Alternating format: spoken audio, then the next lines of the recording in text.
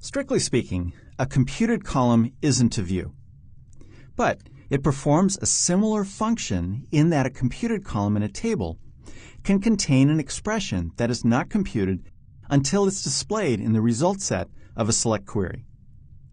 Computed columns are virtual columns, and by default, they use no storage. You can use computed columns in select statements, where clauses, order by clauses, or any other locations where you use regular columns. Except you can't update or insert into computed columns. Now I mentioned that by default they use no storage, but you can have persistent computed columns. And this is a feature that was added in SQL Server 2005. And it introduced the persisted keyword in the create table and alter table statements. And what this does is it lets you create an index on a computed column, which was possible in earlier versions of SQL Server, but not by using the persisted keyword. The keyword makes sure that the index will be updated if any data involved in the computation changes. And that enables you to index some computed columns that couldn't previously be indexed prior to SQL Server 2005. And it's required for computed columns based on CLR functions that are written using .NET code.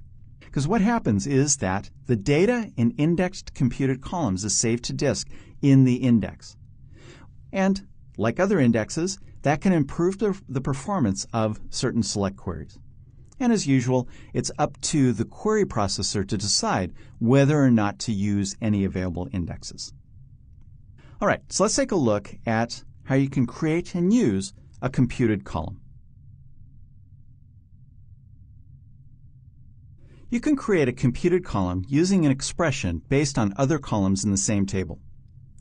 The expression can include a column name, constants, functions, variables, or any combination of these connected by one or more operators. So here's an example of creating a table called line items. It has a computed column called total right here that is computed by multiplying price times quantity. All right, so I'll go ahead and create that table. So this is in the Northwind database. And then I'll insert some data into the table. So I have an identity field. So I'm inserting just the price and quantity. I can't insert data into the total field. All right, so I'll execute that. And so now we have a table with some data in it. And I'll execute that select statement. And as you can see, we have 3 rows of data. Line ID is, in essence, a form of a computed column. It's an identity table, so SQL Server generates those values for us. I inserted the price and quantity, and then when I access total, it's going to compute price times quantity and return that value. But as I've defined this table, this data is not stored within the table itself. Instead, it's computed each time I access the data, specifically access the total column. And the nice thing here is that if I later update either the price or the quantity here, then total will automatically be updated. Okay, so I created that computed column using Transact SQL, but you can also do it using the table designer. So if I go in here into tables and refresh the list, there's my line items. I can right-click on it, select Design, and select the total column there, and scroll down here and expand this section. And you can see that I have a computed column specification, and the formula is price times quantity. And by default, it's not persisted, but I could change that. And then the current value of total is going to be persisted, and that solves some indexing kinds of problems. And I'll also show you here, here's an alternative way of creating the table. I have that red squiggly because it already exists within the database, so I'm not going to create it again.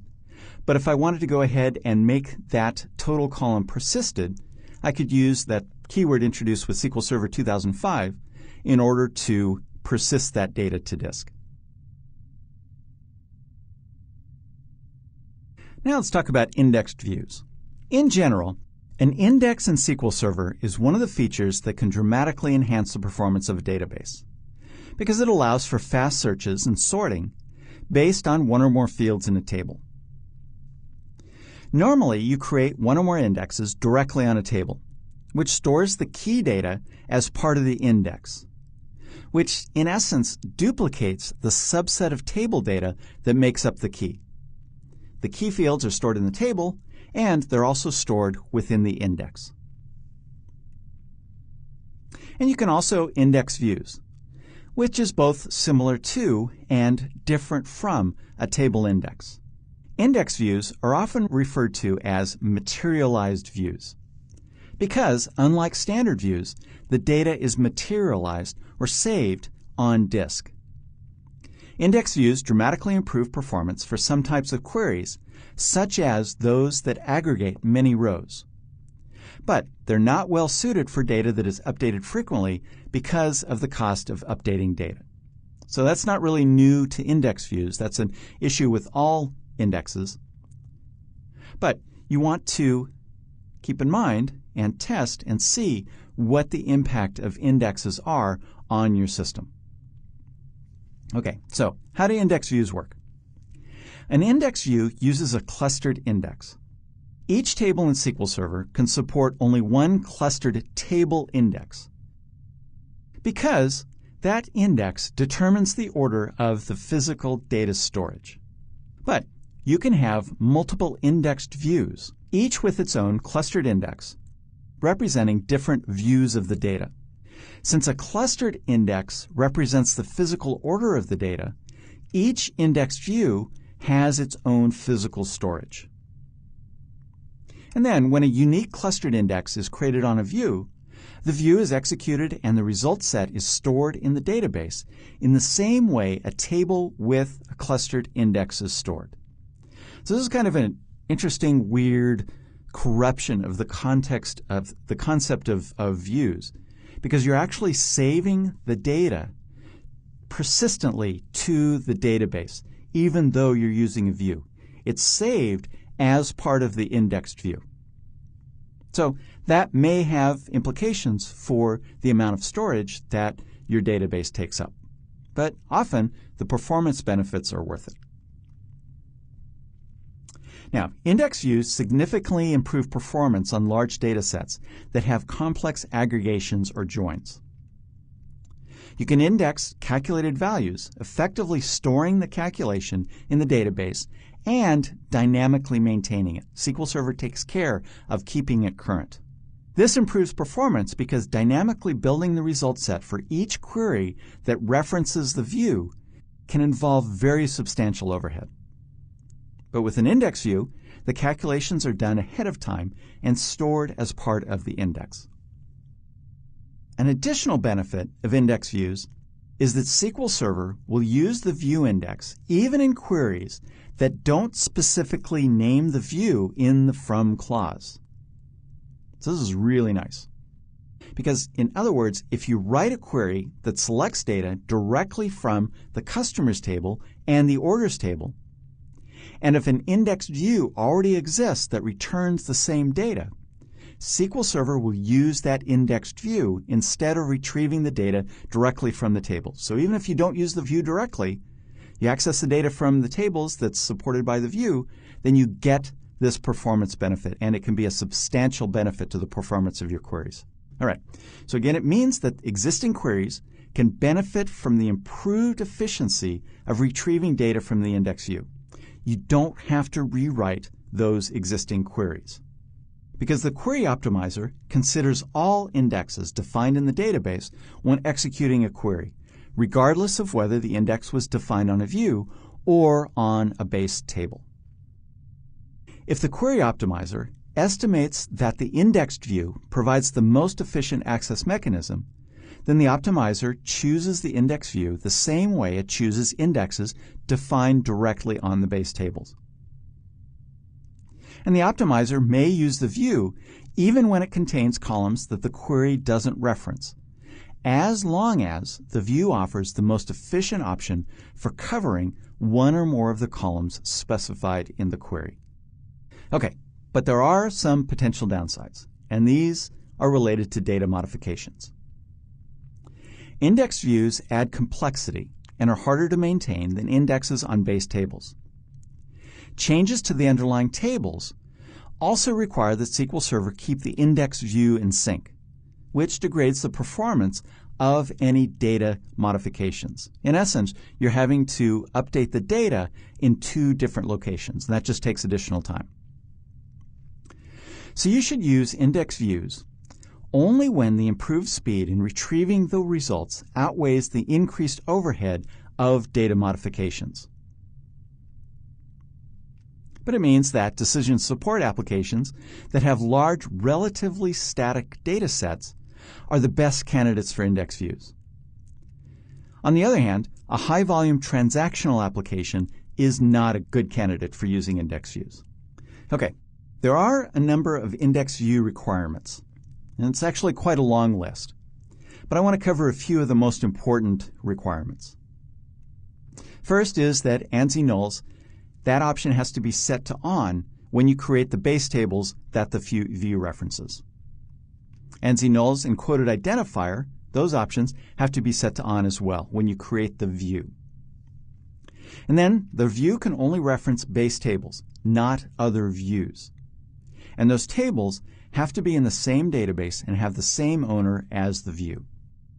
You have to use the schema binding option when you create the view. You're not going to be able to modify the underlying tables unless you drop the view in this case. Also, the syntax of the view definition has to use two-part names.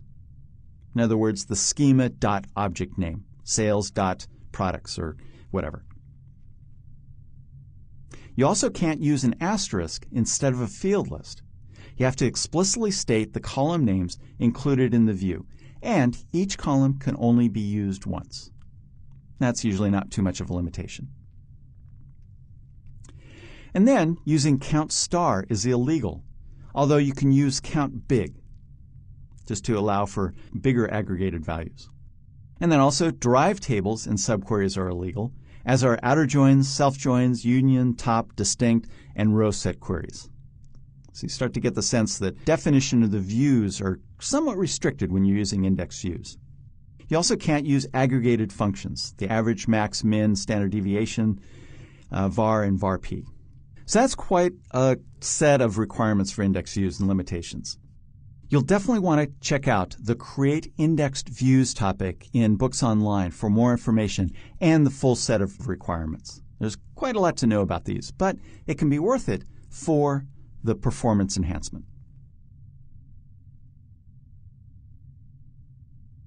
Here's some code that shows you an example of creating an index view. So the first thing we need to do is set some of the options in order to set up the correct conditions for creating the index views. So I'll go ahead and execute that first. Okay, so here's the view. We have to use schema binding, and in this case what the view does is it displays order information from the Northwind database and summarizes line item detail information for each order. Okay, so I'm going to create the view, sales by date by product, use schema binding. So I'm not going to be able to change the structure of the underlying objects as long as this view exists. And then the select statement selects the order date and the product ID. It performs a summation of the unit price times quantity times any discount and counts the number of line items.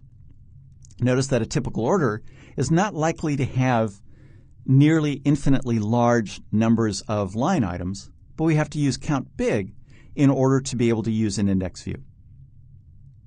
And then it extracts that information from order details and joins on orders.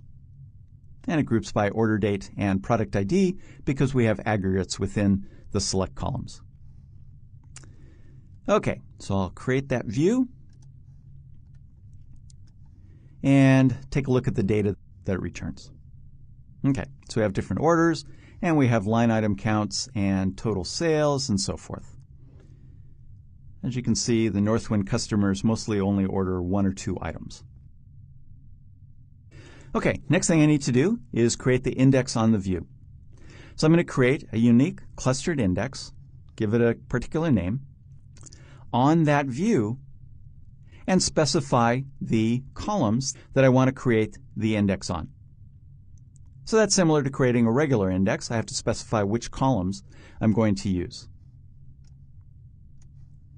Okay, I'll execute that, and that was created successfully.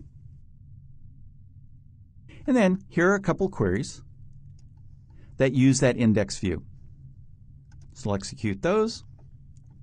And as you can see, we get a few rows back. We're filtering on different products on a specific order date.